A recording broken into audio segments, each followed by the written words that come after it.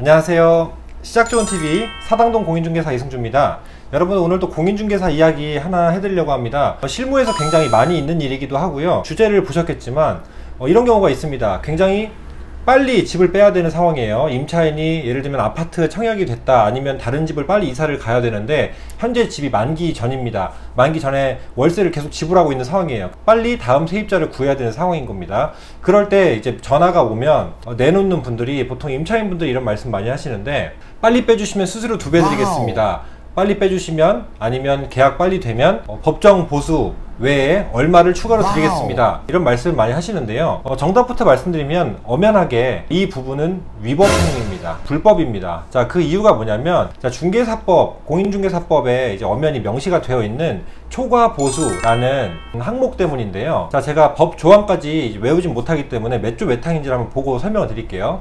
자, 초과보수는 일단은 금지행위라는 이제 공인중개사의 금지행위 항목이 있어요. 공부를 해보신 분들이나 이 영상을 보시는 다른 공인중개사 분들도 알고 계시겠지만 모르실 수가 없는 항목인데요. 공인중개사법 32조 4항의 중개보수에 관련된 항목에서요, 33조 1항 여기에 3조에 초과보수라는 항목이 있어요. 초과해서 금품을 수수하면 아니 된다, 그리고 초과해서 법정 보수를 더 받으면 안 된다라는 이야기가 명시가 되어 있고요. 이를 위반했을 때에는 어떻게 되냐면 1년 이하 징역에 1천만 원 이하 벌금입니다. 자, 벌금이랑 과태료 차이 아시죠? 벌금은 형사처벌을 받는 거기 때문에 전과의 이력이 남습니다. 과태료는 말 그대로 그냥 돈을 내고 끝나는 거지만, 이거는 형사처벌의 대상이기 때문에 차이가 크다고 보시면 되고요. 이거는 공인중개사법 49조에 명시되어 있는 1년 이하의 징역, 1천만 원 이하의 벌금이 명시가 되어 있고요. 그 다음에 이제 동법 36조의 자격정지, 혹은 심하면 동법 38조에 의거해서 개설 등록 취소까지 될 수도 있습니다. 등록 취소되면 굉장히 심한 법이라고 볼 수가 있어요. 그래서 되게 무서운 법이고, 그래서 우리 공인중개사 공부를 할 때 몇 조 몇 항까지 외우진 못했지만은 우리가 1년 이하 1천만 원 이하의 벌금, 그리고 3년 3천이라 그래서 3년 이하 징역, 3천만 원 이하의 벌금 항목들을 달달달 외웠던 기억이 있어요. 그래서 공부를 하시는 분들은 아시겠지만 되게 헷갈리기도 하지만 아무튼 엄벌에 처하는 항목 중에 하나라고 보시면 될 것 같습니다. 그래서 결론적으로 이렇게 말씀해 주시는 분들한테는 감사하죠. 감사하지만 안 됩니다.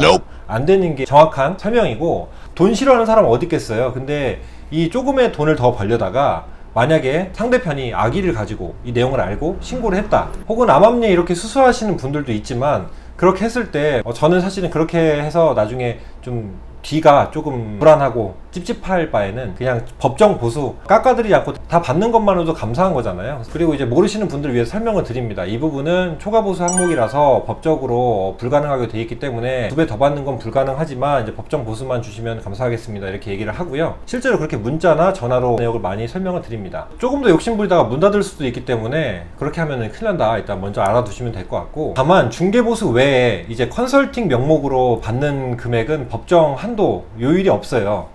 그렇기 때문에 이렇게 명목으로, 컨설팅 명목으로 더 받을 수 있긴 한데요. 판례를 하나 제가 갖고 왔습니다. 판례가 뭐냐면은, 자, 2016-206505 판결인데요.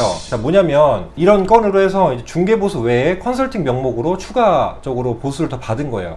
더 받았는데, 그럴 때 제한이 없지만 이게 중개보수 영역에서, 중개 업무 영역에서 해당이 된다라고 판단이 되면은 이는 초과보수라고 이제 인정을 한다. 그래서 초과보수를 받은 거다라고 인정을 했던 판례가 있습니다.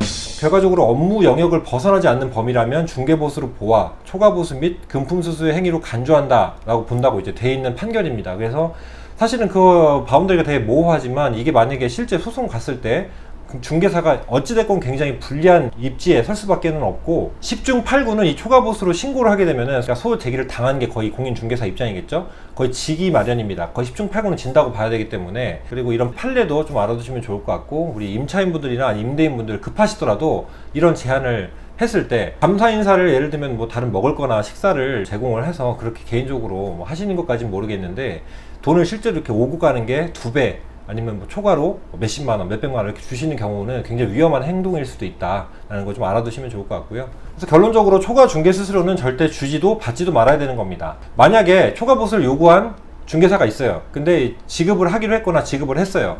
그러면 임차인 입장에서는 모르고 지급했다, 진짜 내 본의가 아니라 그쪽에서 요구해서 지급했다라고 할 경우에는 소 제기를 했을 때 어떤 명목으로 하게 되냐면, 부당이득 반환 청구 소송이라는 항목으로 제기를 할 수가 있고요. 이미 지급했다면 그렇게 소 제기를 할 수도 있습니다. 그리고 지급을 하지 않았다면 초과보수라는 항목 때문에 지급할 수 없다라고 이제 하시면 되고, 실제로 초과보수를 요청하시는 분이 거의 없을 겁니다. 근데 있더라도 다른 항목으로 계산서를 끊거나 컨설팅 명목으로 끊는 경우가 생길 거기 때문에, 만약에 정말 그렇게 급해서 추가적으로 보수를 주고 싶다면 컨설팅을 받은 쪽으로 따로 결제를 하시거나, 아니면 그냥 감사인사 정도로 하시고 법정 한도 내에서 법정 한도를 다 채워서 수수료를 주시는 방법이 양 당사자 간에 추후에 찝찝한 일이 생기지 않는 경우가 되지 않을까라고 좀 설명을 드립니다. 당연히 다시 말하지만 저는 공인중개사이기 때문에 공인중개사가 돈을 많이 벌고 공인중개사가 일을 원활히 처리해서 수수료를 잘 받으면 좋은 입장이에요. 하지만 법적인 지식 정보를 다루는 입장이고, 안 되는 건 안 된다고 설명을 하는 부분이 중요하기 때문에 일단 이 부분을 설명을 한번 드립니다. 자, 오늘도 이 영상을 통해서 도움이 되셨길 바라고요. 도움이 되셨다면 아시죠? 구독, 좋아요 부탁드리겠습니다. 감사합니다.